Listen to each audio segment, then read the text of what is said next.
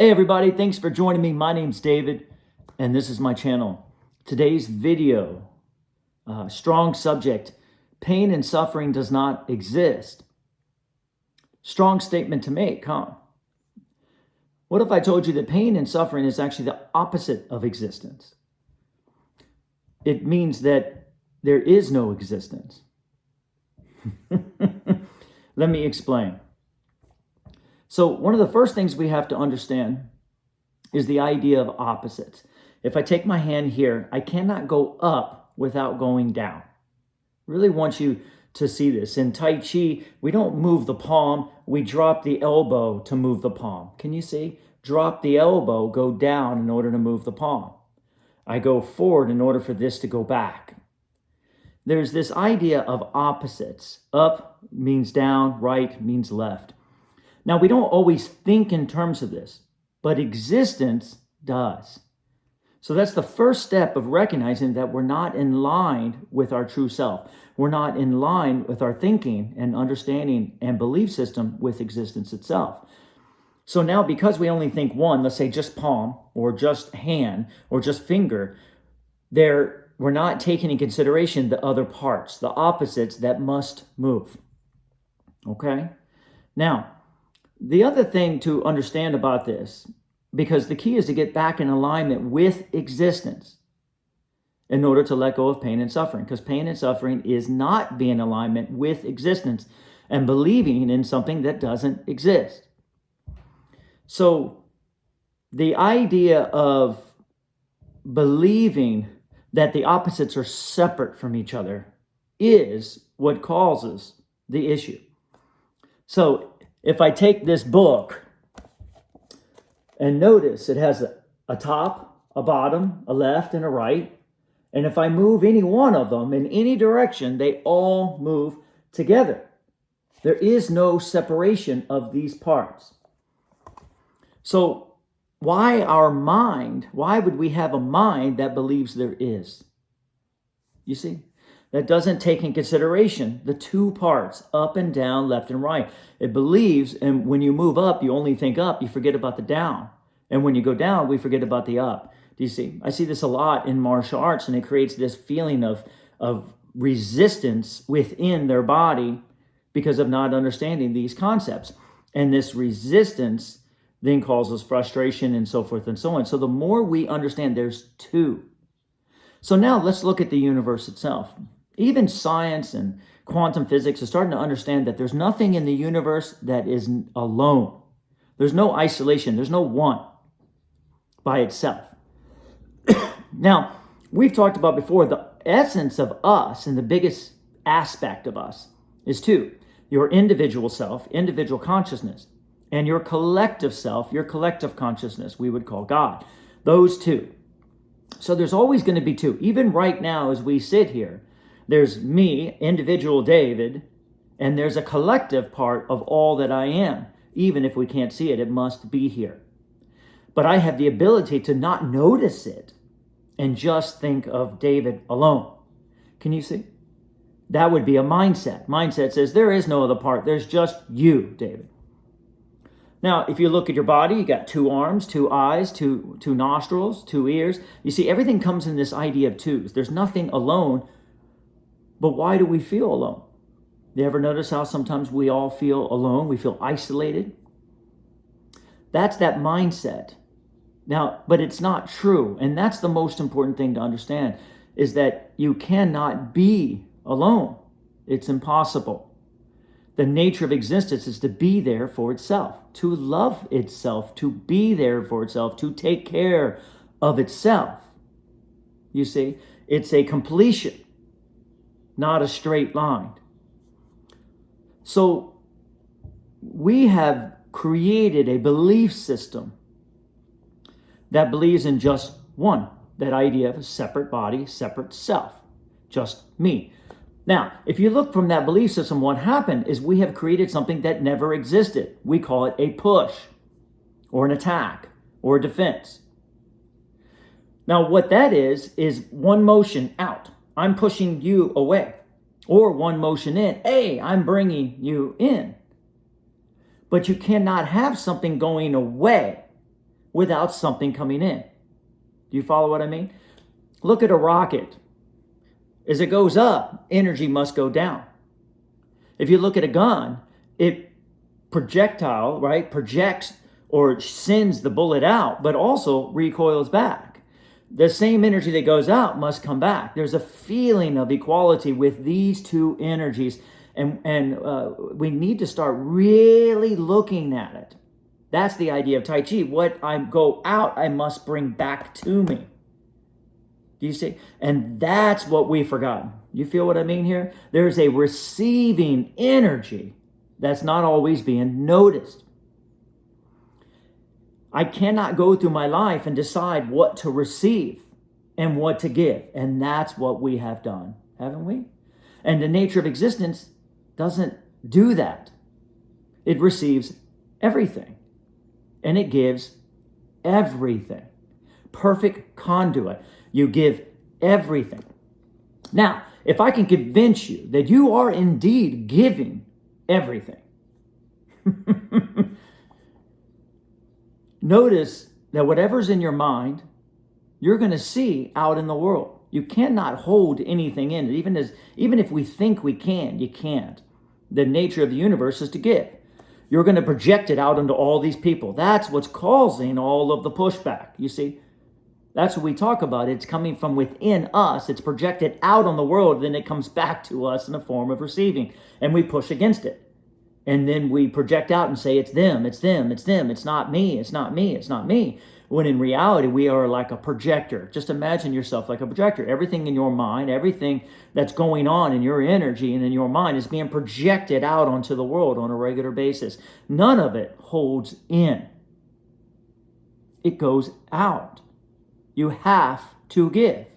There is no choice in it. You can stay quiet in your mind and not say anything, but you're still projecting it and going to see it in the world. Does that make sense? So there is a giving element. As you give, you're going to feel it come back to you. Now, we have created a mindset that says that receiving element is not coming from us. The bullet is shooting out, but there's no energy coming back. The rocket's going up, but there's no energy going down. The hand's coming up, but there's no down going down in the elbow or the body. Do you see? We've split those two places. Splitting those two places is what is causing pain and suffering. That's what causes it. Now, why? Because to have a mindset or a belief system that believes in only one and not the connection of the two, that believes that opposites are true, or more importantly, believes you can give and not receive, that's non-existence, isn't it? That's to be non-existent. And that would be impossible. So what we're doing is we're moving in a direction of non-existence. Just like the idea of death, non-existence. Something is going to take something away from me. That's non-existence, lack, loss. It's impossible. You cannot lose in this world because you're always receiving. Does it make sense? But you can have an insistence of what you think you want and not recognize what's coming in. And believe you're losing. You see? It's that mindset that believes in one and has forgotten there's two energies. That's causing the pain and suffering. That's why it's isolation. That's why it feels like isolation. The more we believe that we can pick and choose the world or judge or try to stop something from coming in, which is impossible, the more we create separation in our mind, which must go back in our vessel. It goes back in the form of our body and makes something seem real, which is not. There is no separation in the universe. But as we move in the direction of non-existence, notice what pain makes you feel like: isolated, makes you feel alone, makes you feel beat up, makes you feel like things are pushing against you. Do you see? The whole world is for you. It's one synchronicity. Here we are as perfect awareness, perfect love, just enjoying everything. Literally like a game, or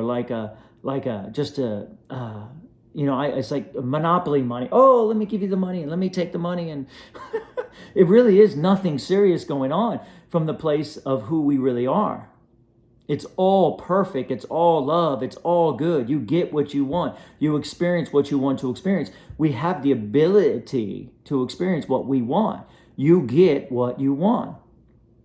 But with a belief system that is not noticing the receiving aspect, or more importantly, trying to push against what's coming back to you, and therefore not receiving your life, that's going to move you in a direction of non-existence.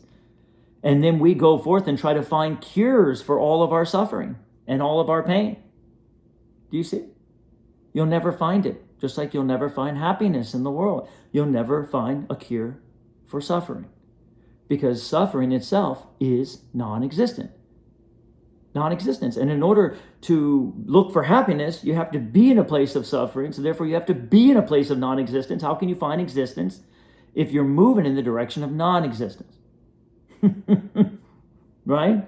So there's no such thing as non-existence, which is why if you suffer long enough or you break the body long enough, you go back to who you are. You go back home, so to speak, because there is no non-existence. Everything exists. It's eternal. It exists. Because it exists, we receive. How many times are we in a conversation? You have to ask yourself, and we're thinking about what to say and not listening to what's coming in. How much in your life are you turning off the receiving mode of things that are coming in? That's the question you have to ask yourself. You see, if you're worried about something, you are not receiving what's there. If we're using something as a means to an end, I got to do this, I got to do this, I have to do this, I have to do this. Do you see? We're not receiving that moment, that present moment. We're not being with our creations. We're not living as existence lives, which is to receive all of it, because it always benefits us. Everything will benefit you because it holds clarity. Anything that is causing constriction in you is just releasing. You can release it, because if you release, you must have something to receive. You see, it's this idea of these two. If I have some kind of what I would call, you would call pain or frustration, what I call it is blocking of my energy. Somehow I'm not receiving. It happens. That's okay. So I block my energy long enough. If you stop receiving your life, you'll block your energy enough, and then you will move into a place, once again, of what we would call pain. There's a feeling of not receiving. Then I stop and I let go and I recognize it and I relax and I allow, you see, and there's a feeling of releasing that, because non-existence doesn't exist. So therefore it's always going to release. So pain is always releasing. Suffering is that feeling of releasing.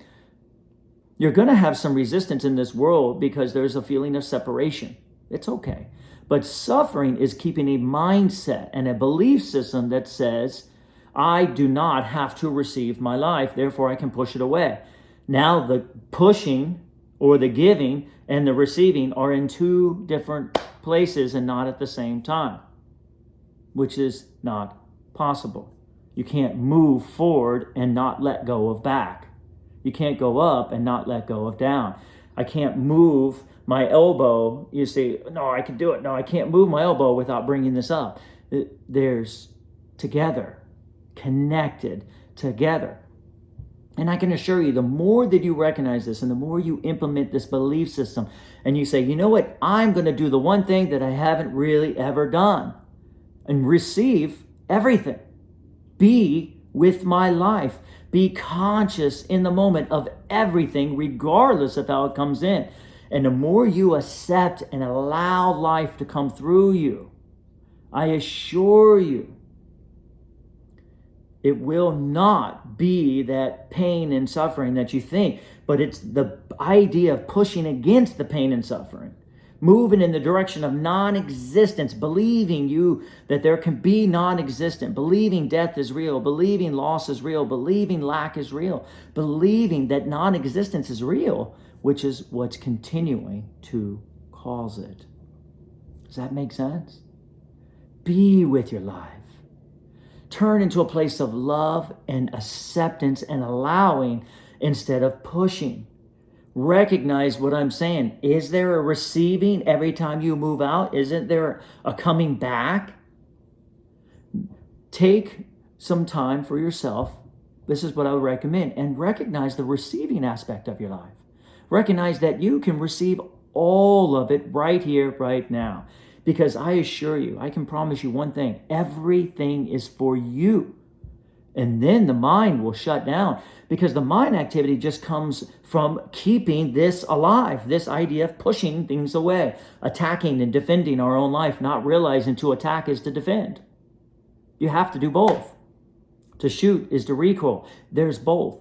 And the more we understand that, and the more we recognize, I'm just going to allow, I'm giving anyway. You're going to give everything anyway. You have to give, and you're going to receive everything you give. Why not just be at peace and in your moment and just receive all things?